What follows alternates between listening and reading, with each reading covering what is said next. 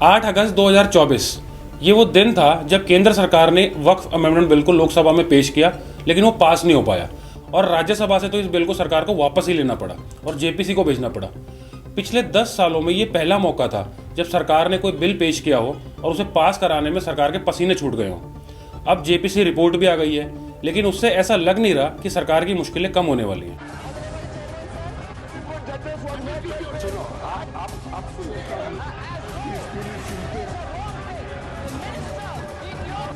आपको मेरे से वक्फ बोर्ड के माननीय सदस्य मिले थे। ऐसे फर्जी रिपोर्ट को हम कभी नहीं मानेंगे। Some people are trying to fight against the Indian state. बहुत सारे लोग मीडिया में वक्फ बोर्ड की न्यूज़ तो देख रहे हैं, लेकिन वक्फ बोर्ड होता क्या है ये सबको नहीं पता।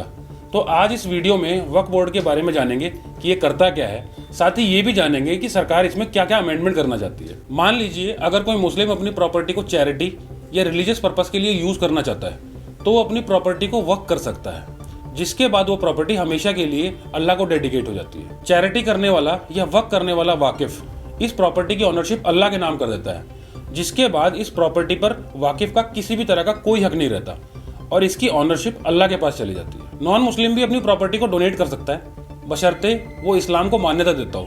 वक्त एक अरबी शब्द है।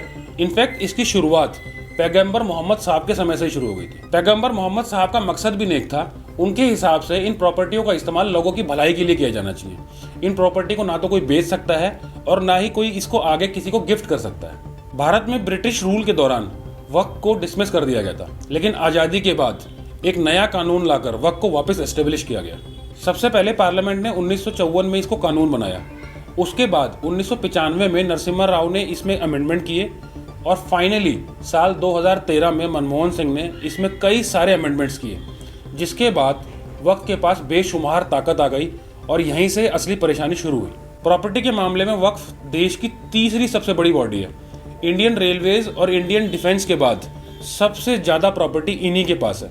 अगर फिगर्स में बताऊं तो इनके पास ऑलमोस्ट 9,500 एकड़ जमीन है। इतनी बड़ी प्रॉपर्टी होने की एक वजह और भी है। जब भारत पाकिस्तान का 1947 में बंटवारा हुआ था, तो जो लोग पाकिस्तान चले गए थे वो अपने पीछे अपनी सारी प्रॉपर्टी छोड़ गए थे, जिसमें घर, दुकानें, खेत खलिहान सब कुछ था। और 1954 में जो कानून बना था, उस कानून के बाद इन सारी प्रॉपर्टीज पर बोर्ड का ही हक हो गया था। हालांकि बोर्ड पर पिछले कुछ टाइम से एलिगेशंस भी लग रहे हैं कि ये जबरदस्ती लोगों की जमीन पर कब्जा कर रहे हैं। In Tamil Nadu, the state Waqf board claimed ownership of over 18 Hindu-dominated villages in Trichy district. The controversy came to light when a villager tried to sell his land and was told it belongs to the Waqf board and he would need their permission to sell his land. Board का काम है कि इन जमीनों को charity और human development में use करना, जैसे मदरसे बनवाना, हॉस्पिटल, कब्रिस्तान या मस्जिदें बनवाना। और अगर किसी तरह का रेवेन्यू जनरेट हो रहा है इन प्रॉपर्टीज से, तो मुस्लिम्स के डेवलपमेंट में यूज करना। देश में अभी 32 वक्फ बोर्ड है। इनफैक्ट हर स्टेट का अपना अपना बोर्ड है।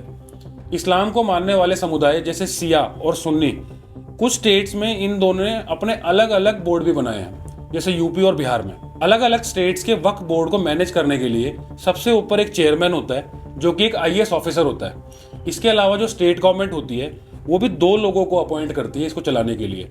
उनमें एक मुस्लिम सांसद होता है और एक मुस्लिम विधायक। बोर्ड के पास बेशुमार ताकत होती है। अगर एक बार कोई संपत्ति उनके पास आ गई तो उसे किसी भी हालत में वापस नहीं किया जा सकता।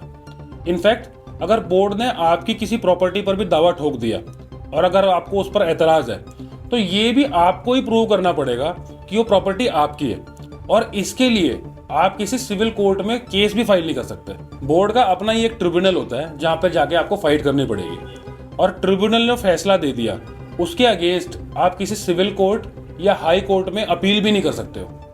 ट्रिब्यूनल का जो फैसला होता है वही आखिरी फैसला है। ट्रिब्यूनल में अभी 40,000 केसेस पेंडिंग हैं, जिसमें से 10,000 केसेस तो मुस्लिम्स ने किए हुए बोर्ड के ऊपर। कुल मिलाकर अगर एक लाइन में कहूँ तो अगर वक्त के खिलाफ कोई दावा है तो उस पर सुनवाई भी वक्त नहीं करनी है। उसमें कोई भी कोर्ट किसी भी तरह का इंटरफेयर नहीं कर सकता है। अब आते हैं सरकार इसमें क्या क्या चेंजेस करना चाहती है। सबसे पहले तो वक्फ बोर्ड के पास जो अनलिमिटेड पावर्स हैं, सरकार उनको लिमिटेड करना चाहती है। एग्जाम्पल के लिए इसको ऐसे समझिए कि वक्फ बोर्ड में अब सिर्फ मुस्लिम ही नहीं, नॉन मुस्लिम्स भी शामिल हो सकते हैं। वक्फ बोर्ड में 2 महिलाओं को शामिल करना भी मैंडेटरी होगा।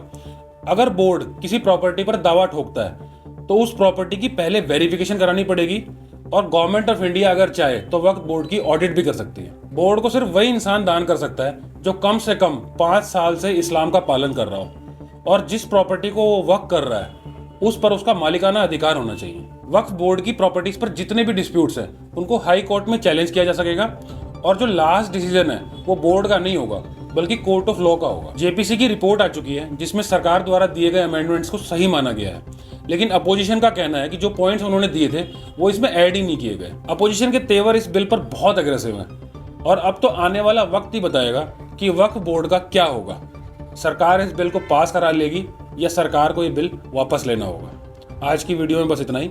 वीडियो अगर आपको पसंद आया हो तो इसे लाइक करें, शेयर करें और ऐसी इन्फॉर्मेटिव वीडियोस के लिए मेरे चैनल को सब्सक्राइब करें।